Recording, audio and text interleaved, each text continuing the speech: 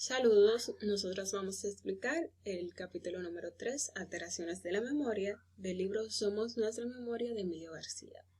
Aquí estamos, Reina Orbaez, Miriam Amador y Noelia Méndez. Soy Miriam Amador y le estaré hablando sobre la reserva cognitiva e influencia del entorno. La organización fundamental del cerebro se modifica continuamente en función de las experiencias del individuo. Esto se puede potenciar o deteriorar nuestras habilidades cognitivas dependiendo de nuestras vivencias. Se trata de una cuestión fundamental, puesto que las investigaciones apuntan que la ejercitación de estas habilidades puede ralentizar el deterioro de la memoria a la tercera edad. Los cambios en el cerebro producidos en esta etapa vital, ya sea a raíz del envejecimiento o alguna causa más específica, puede darse por distintos niveles: molecular, neuronal, de redes neuronales y del sistema cerebrales. A estas habilidades de tolerar estas modificaciones en la estructura cerebral sin presentar cambio es lo que se denomina reserva cognitiva. En otras palabras, el concepto de reserva cognitiva se utiliza para hacer referencia a la capacidad de nuestro organismo de resistir el deterioro cerebral sin presentar síntomas. Como bien dice esta frase, el concepto de reserva cognitiva está implicada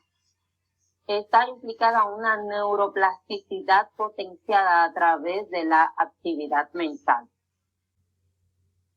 La enfermedad de Alzheimer es un trastorno neurológico producido que hace que el cerebro se encoja, es decir, que se atrofie, y que las neuronas cerebrales mueran. En otras palabras, el Alzheimer afecta habilidades cognitivas que intervienen en nuestro diario vivir y también implica la pérdida de la memoria. Para prevenir estos trastornos cognitivos, estos deterioros cognitivos, se recomiendan actividades mentales. A las personas en la tercera edad se les recomienda leer, practicar juegos de mesa, de ordenador, resolver crucigramas, hacer distintas actividades físicas y mentales que le ayuden a prevenir el deterioro cerebral.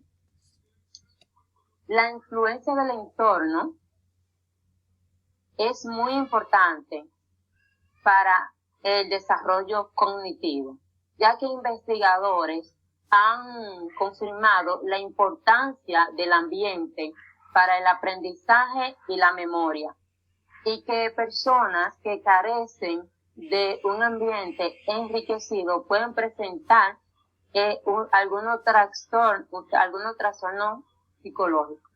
Tenemos el desgraciado caso de Heiner, una niña que creció en aislamiento total y empobrecido, donde sus padres, al llevarla pequeña al hospital, los médicos se dieron cuenta de que la niña presentaba problemas de habilidades cognitivas. Entonces el padre decidió encerrarla, y al encerrarla el padre la maltrataba, y cada vez que la niña quería escapar o cualquier cosa hacía ruido como de perro para asustarla.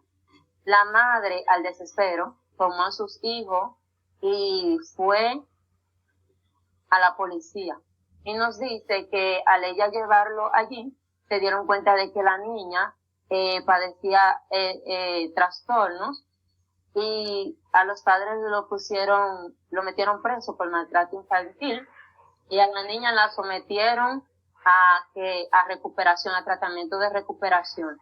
Ella no pudo hablar, pero sí pudo comunicarse a través de señas, y mostró cierto interés, lo que ayudaron a su recuperación.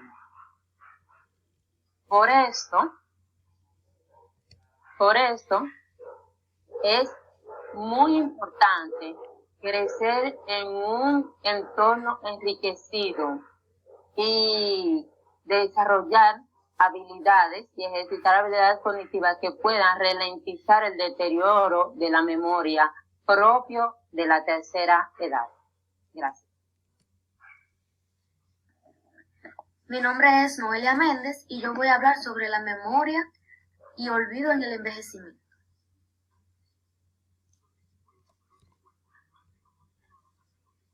Se ha creído erróneamente, anteriormente, porque con el paso de los años el cerebro está condicionado a seguir un proceso predeterminado por el que irá perdiendo neuronas, volumen y funcionalidad. Sin embargo, recientemente los neurocientíficos han demostrado que no hay un proceso único de envejecimiento cerebral, ya que la plasticidad neuronal se mantiene toda la vida y la evolución de cada cerebro depende de qué hagamos con él, qué le pidamos y con qué lo alimentamos en todos los sentidos. De acuerdo con unos estudios realizados en jóvenes, adultos y ancianos, han arrojado la conclusión de que existe una disminución de determinadas capacidades perceptivas y cognitivas asociadas al envejecimiento. Asimismo, confirma que otras funciones mentales permanecen estables e incluso ganan en eficiencia con la edad.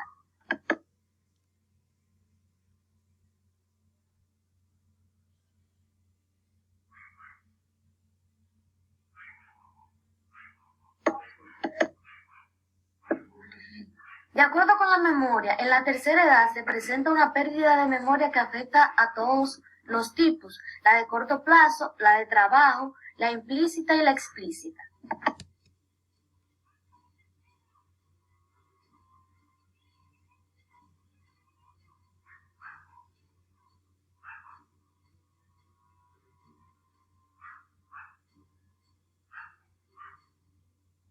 La más afectada con el paso de la edad es sin duda la de trabajo. Con los años nos resulta más difícil mantener la atención y gestionar la información en situaciones complejas que requieren rapidez y flexibilidad.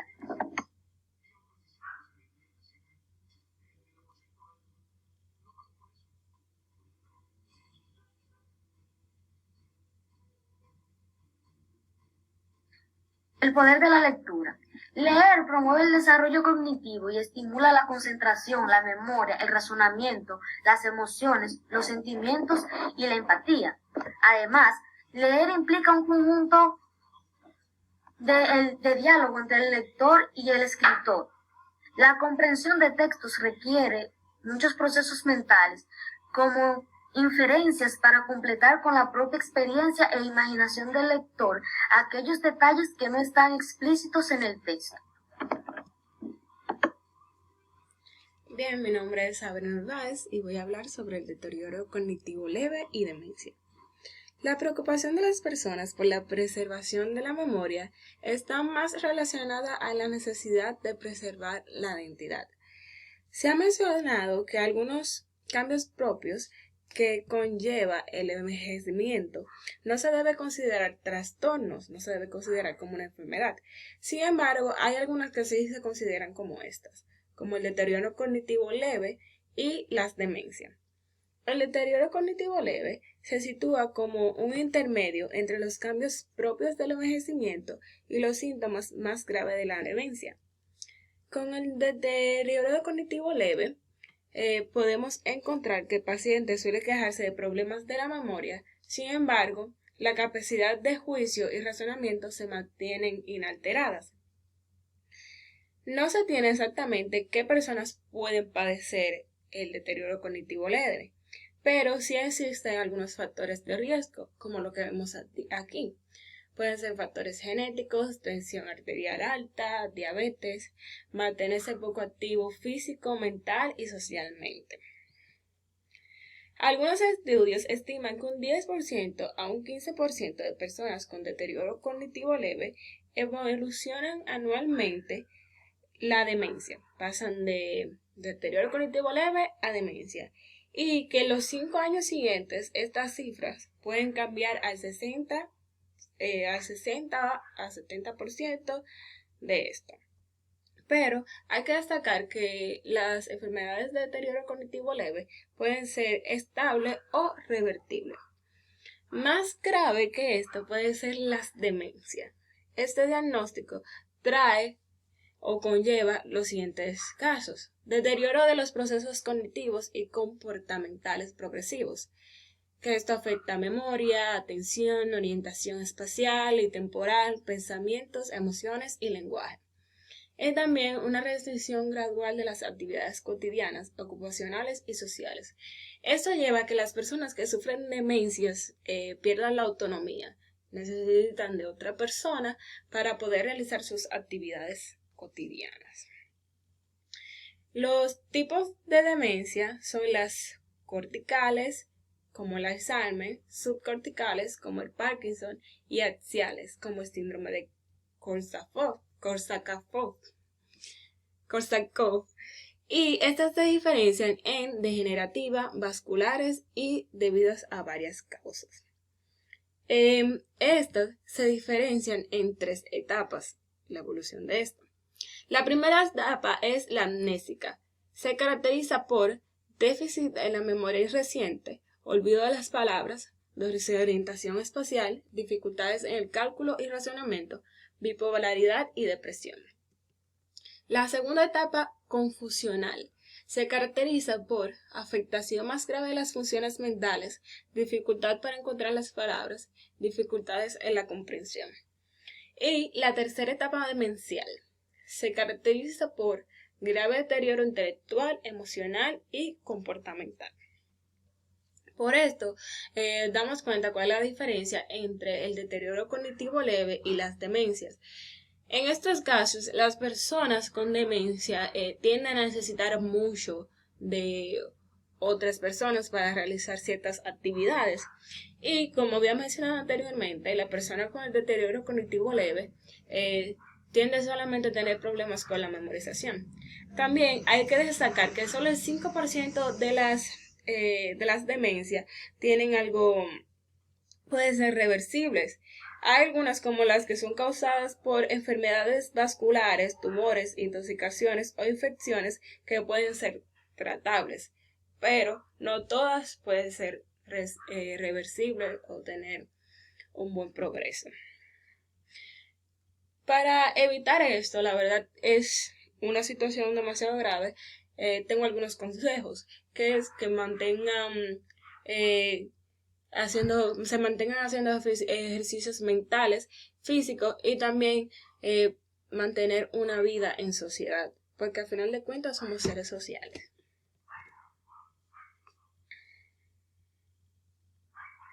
Miriam regresa con usted. La amnesia es la pérdida total o parcial de la memoria que impide recordar o identificar experiencias o situaciones pasadas.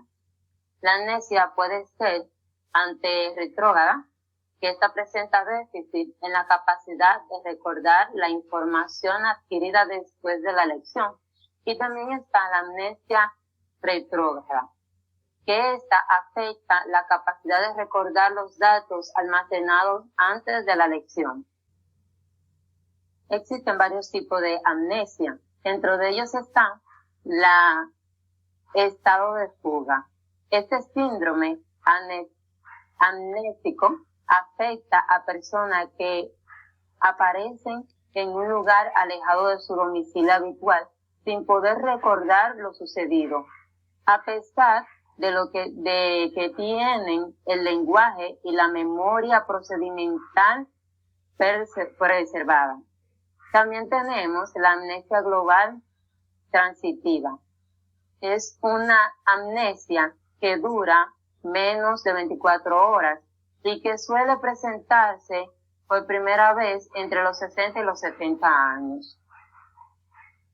La amnesia diencefálica, este trastorno está orientado por lesiones en diversas estructuras del encefálico, como el tálamo, los cuerpos mamilares o la circunvolución cingulada. la amnesia del lóbulo temporal, también denominada amnesia hipocámpica. Está producida por las lesiones bilaterales del hipocampo y la amígdala y se manifiesta en forma de una amnesia anterretrógrada grave, con notables déficits para la memoria semántica y episódica, y una amnesia retrógrada que afecta sobre todo a los 2 o 3 años previa a la lección. La amnesia frontal es el trastorno de memoria que da debido a lesiones en el lóbulo frontal. Y por último, la amnesia postraumática, que es la alteración general del funcionamiento cerebral que suele provocar un traumatismo cráneoencefálico, en que los lóbulos frontales y temporales son las áreas más susceptibles a sufrir daños. Es decir, que estas amnesias de una forma u otra afectan gravemente al cerebro.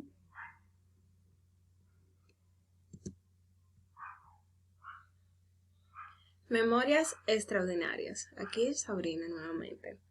En el 1789, Benjamin Rush dejó en testimonio del primer síndrome de Savant o del sabio, donde dio a conocer la extraordinaria capacidad de Thomas Fuller, un genio del cálculo. Un ejemplo fue cuando le preguntaron a Fuller cuántos segundos había en un año y medio. Tardó menos de 2 minutos en dar la respuesta correcta, la cual era 47.304.000 segundos. Las características de tener esta memoria, la característica de tener el síndrome de Savant son las siguientes. Tener una memoria prodigiosa concentrada en un ámbito acotado, desarrollan una asombrosa capacidad en campos de cálculo, la música, el lenguaje, la historia, la geografía, entre otros. Y, aunque no todo es color de rosa, estas personas sufren deficiencias y limitaciones graves en la mayoría de las funciones mentales. La alteración de los circuitos nerviosos de estas personas las pueden hacer depender y ser necesitadas de cuidado para la vida diaria. Así que tienden a ser dependientes, pero eso no se da en todos los casos. ¿Quiénes la padecen? Este trastorno suele ser congénito en el 90% de los casos y a menudo está relacionado con el autismo. En el 10% aparece durante la edad adulta, tras sufrir algún tipo de tensión cerebral, alguna lesión cerebral, A esto se le llama como síndrome adquirido. Hay que destacar que hay 4 veces más Savant hombres que mujeres. Algunos Savant pueden memorizar mapas, listines telefónicos o calendarios completos con datos relevantes. También poseen habilidades mecánicas y espaciales. Estos pueden medir distancias sin necesidad de un instrumento. Pueden medir distancias casi exactas. Tenemos el caso aquí de Daniel Tammet, que logró decir algunos dígitos de la cifra del pi.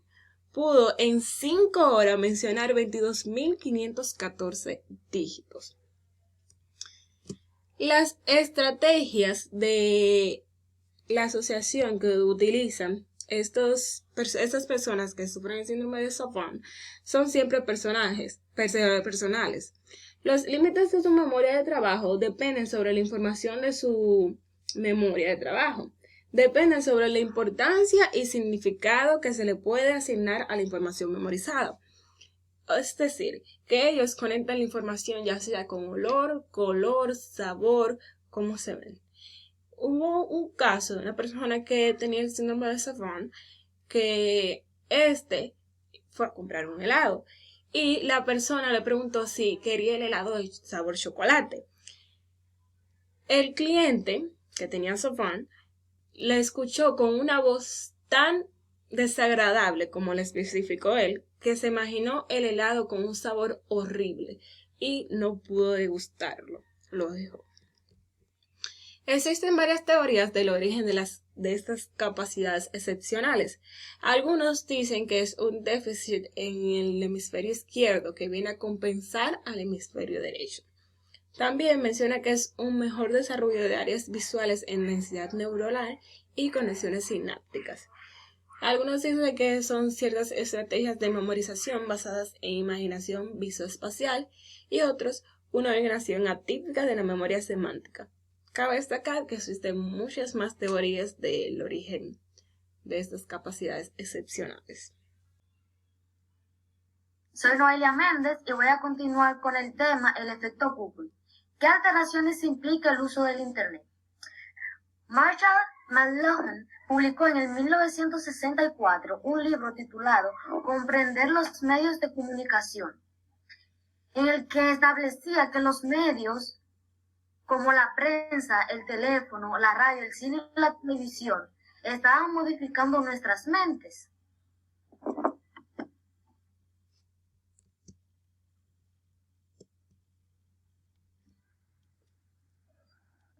Desde el siglo XV teníamos la imprenta y que gracias a este invento nos habíamos sumergido en el mundo de los libros, en una lectura silenciosa, privada y motivada por el placer o la obligación, pero en todo caso abstraída y crítica. Pero según McLuhan, dice que la implantación de los medios de masas del siglo XX significa una amenaza para esa mente lineal, atenta, concentrada, en diálogo del lector con el escritor.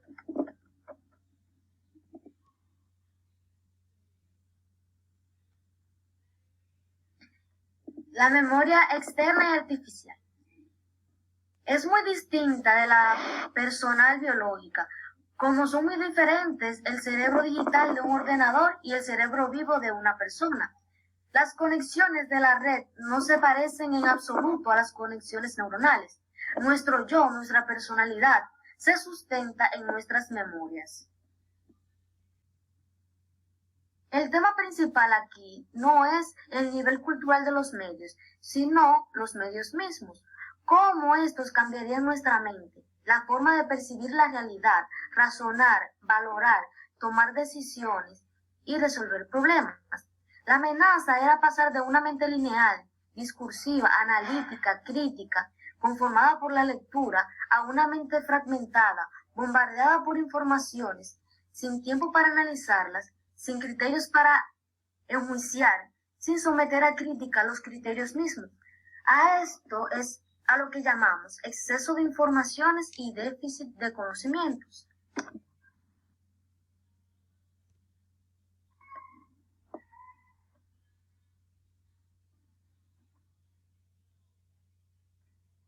La nueva tecnología informática no solo puede llegar a alterar nuestros procesos habituales de memorización, sino que es también la gran esperanza en el ámbito de las principales investigaciones que a corto plazo se plantean sobre los trastornos de la memoria.